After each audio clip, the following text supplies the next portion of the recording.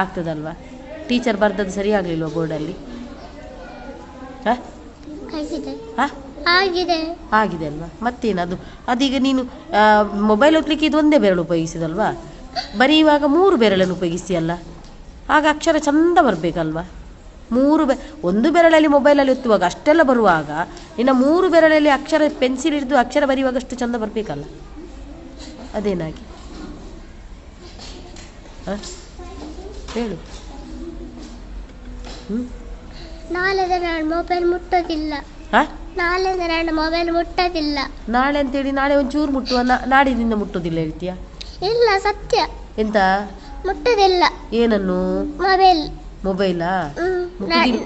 ನಾನು ಅಮ್ಮನ ಹತ್ರ ಹೇಳ್ತೀನಿ, ಅಮ್ಮನಿಗೆ ಮೊಬೈಲ್ ಕೊಡಬೇಡ ಅಂತ.